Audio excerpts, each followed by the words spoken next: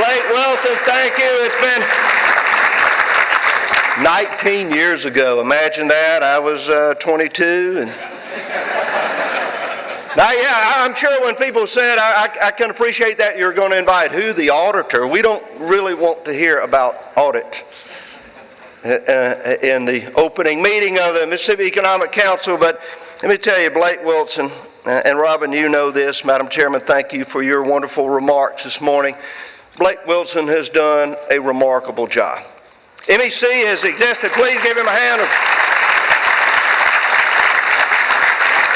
MEC has existed for many years now in Mississippi, but Blake Wilson took it to a new level. Now, he had plenty of help. You don't do anything great by yourself. He'll be the first one to tell you that. But of even the times that he has had difficulties in his life, as we all do, Blake Wilson continues to work as hard as anyone in the state of Mississippi. And the great thing I like being around him about is he has new ideas, and I don't mind stealing them. But he came up this morning, we were talking about transportation, and I said, you know, I've talked to President Trump, you know, we have a new president.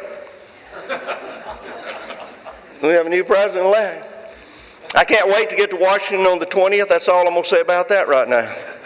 I don't intend to go there and work. I will tell you that. And I've told the president-elect that. Love him, love going to Washington, but I love Mississippi more. I have a job to do here. I took an oath of office to finish this job, and we intend to finish strong. Just this morning, I was sitting there in the chair on the Paul Gallo show talking about the great things in Mississippi, the positive things in Mississippi that you might not get to hear all the time if I didn't get a chance to come and speak to you. So thank you for letting me do that. This is 20th year? 19. 19. Well, maybe we'll make it 20. But as I was sitting there, Glenn McCullough and his team rushed up and they said, we've got something we want to give you. I noticed there are 4 or 5 people. Now, when 4 or 5 people come rushing to me with something in their hand, it's either bad news or really good news. This is really good news. Business Facility 2016 Economic Development of the Year. The Business Facilities magazine looks at all of them across the nation. They looked at Tennessee and they said, well, Tennessee's got the General Motors plants expanding there, so we're going to give them a silver award. Bless your heart. In Georgia's got a big expansion over there. They were in economic development. They're adding another 833 new jobs. We're going to give them a bronze award. But the gold award for the best economic development deal in the state of all states for 2016 is Continental Tire right here in Hinds County, Mississippi.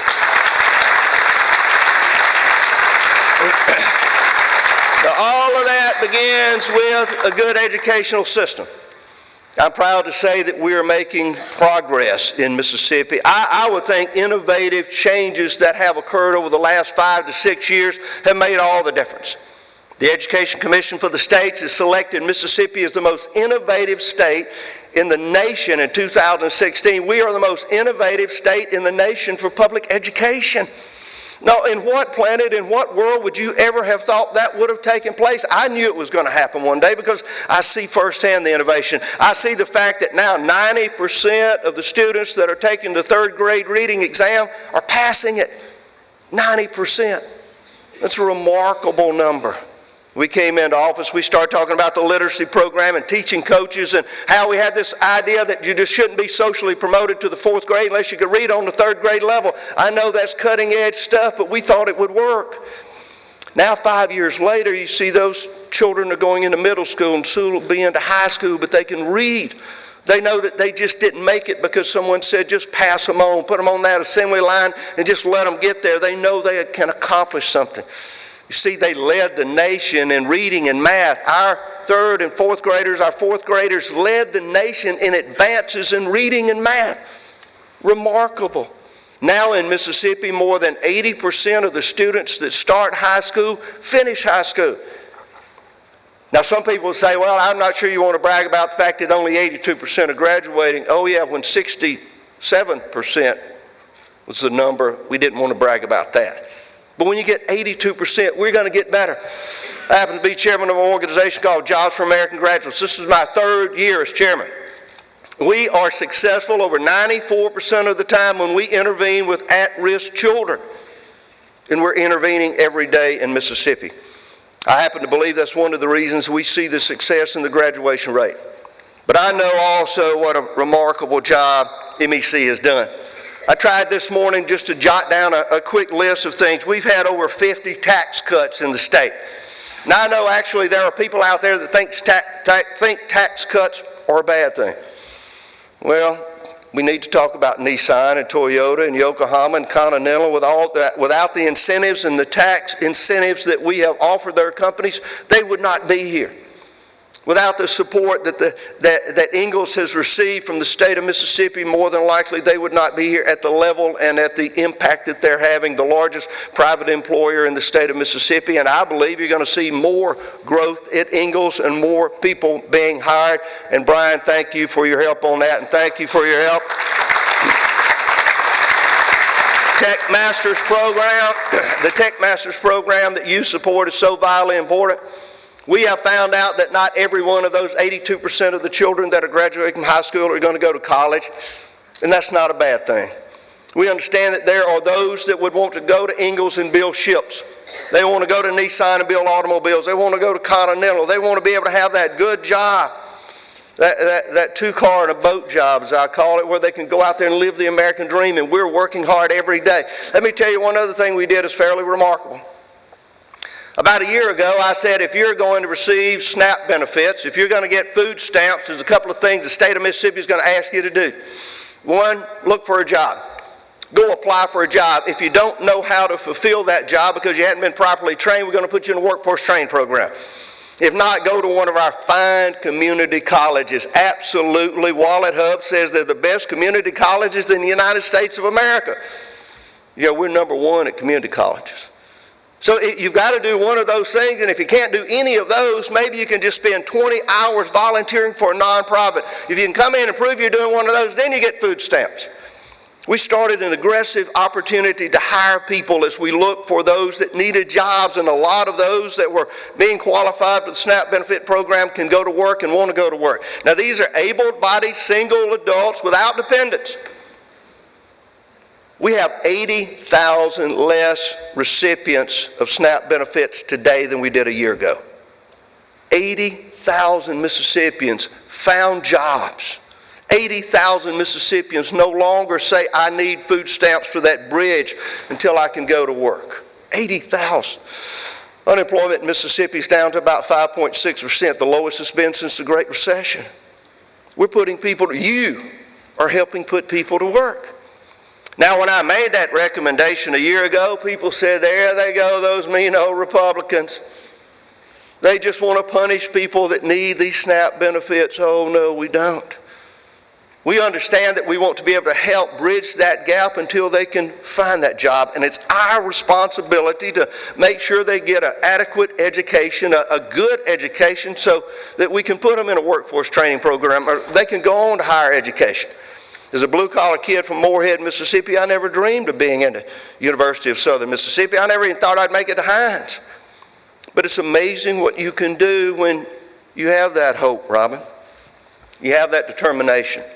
And people expect great things of you. So as we look at the Tech Masters program, as we look at the STEM program with the college prep that's working so well here in Mississippi, thanks to MEC, the STAR student program. We talked earlier about the 50 tax cuts. I was leading the SEC there for a while. We're going to continue to do that because we understand that creating jobs creates more revenue.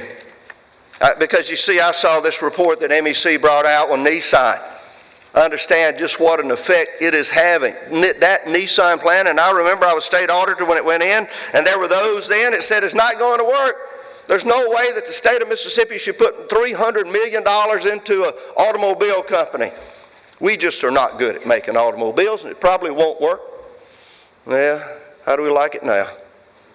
Look at it today. Let me give you what the report says. 25,000 jobs created statewide because of Nissan's economic impact. 25,000 jobs, $300 million generated annually in local and state tax revenue. $300 million a year. Now, what's the number we're looking at for the infrastructure support that we need? About $300 million.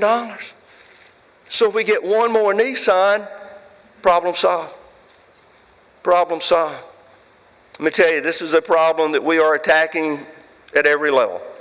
As I talk with the leadership there and the House and the Senate, they understand this is a job that needs doing. As I talk to the President-elect, and you've heard him say it, if you hadn't, he'll say it again or he'll tweet it. I see him. But he talked about the infrastructure in the United States, and the states need to be a part of this. I think Mississippi can lead the way. Another great idea Blake Wilson gave me this morning, how about contacting the President-elect and said, Mississippi can help you put that plan together. We can help you lead the way working with the states in a national infrastructure program that will rival any that has ever occurred in this nation before, even when Eisenhower built the interstates. That's the type of thought that you will get from a President Donald Trump, and the possibilities of him working with the governors across the nation so that we will have a plan that is in sync with one another, that we know what the federal government is doing, what a change that might be. What a great opportunity for us to work hand in hand with the U.S. Department of Transportation. Secretary Chow, I'm going to invite her to come to Mississippi to meet with the MEC, to talk to this team, to let them know what our ideas and concerns are and how the federal government may be able to work with us. I think you're going to see less regulation so that as we're moving forward, perhaps we might be able to move forward with a sense of urgency and not dread and concern that every move we make, somehow the EPA or some other federal organization will come down and say, stop immediately. There may be even fines involved in this. The change is on the way, dramatic opportunities for us. I think we're helping lead the way. Glenn McCullough, and Glenn, would you just stand up for a moment? I want y'all to thank Glenn McCullough for doing a remarkable job of leading MDA. Glenn and his team work every day. I tell people I'm a salesman, I work on commission. So when Robin talks about economic development as a top priority, that's exactly what it is. I've said for the longest time it is the sun in our universe, and every other planet rotates around it. Funding economic development is so important to us because we understand that it funds education, it funds transportation, it funds health care, it funds every other need and desire and responsibility we have in state government. But without that warm, intense sun that is economic development, the rest of those planets will grow cold. So we're going to keep working with MEC. We're going to keep putting more people to work.